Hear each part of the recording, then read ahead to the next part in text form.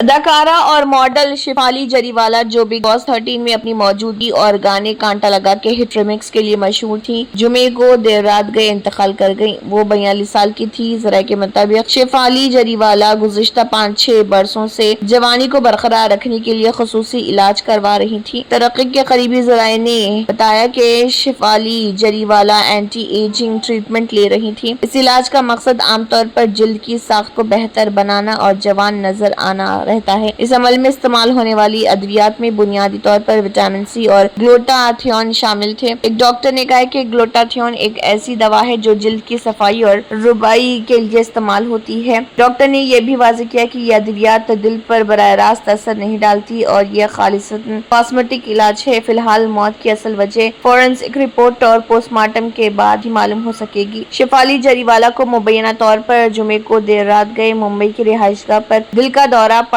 اور پراگ تیاگی اسے اسپتال لے گئے، جہاں پہنچنے پر ڈاکٹروں نے اسے مردہ قرار دیا۔ اس کی علاج کو پوسٹ مارٹم کے لیے بھیج دیا گیا اور صبح 11 بجے تک نتائج متوقع تھے۔ اسپتال کے باہر سے منظر نے پراگ کو روتے ہوئے دکھایا گیا۔ خاندان نے ابھی تک کوئی سرکاری بیان جاری نہیں کیا ہے۔ شیفالی نے سب سے پہلے 2002 کے میوزک ویڈیو کانٹا لگا سے شہرت حاصل کی، جو بہت زیادہ کامیاب ہوئی۔ بعد میں وہ فلم مجھ سے شادی کرو گی میں اکشے کمار اور سلمان خان کے ساتھ نظر آئیں۔ بعد کے سالوں میں انہوں نے ٹیلی ویژن پر منتقل کی اپنے شوہر پراگ تیاگی کے ساتھ ڈانس ریالٹی شو بنچ پہ بھی جلوے دکھائے اور بعد میں بگ باس 13 کے گھر میں داخل ہوئی۔ بگ باس میں اس کے داخلے نے توجہ مبذول کروائی، خاص طور پر ساتھی مقابلہ کرنے والے اور انجانی اداکار سدھارتھ شکلا کے ساتھ ان کے ماضی کے تعلقات کی وجہ سے۔ دونوں نے ایک دہائی سے زیادہ عرصے پہلے ڈیٹ کیا تھا۔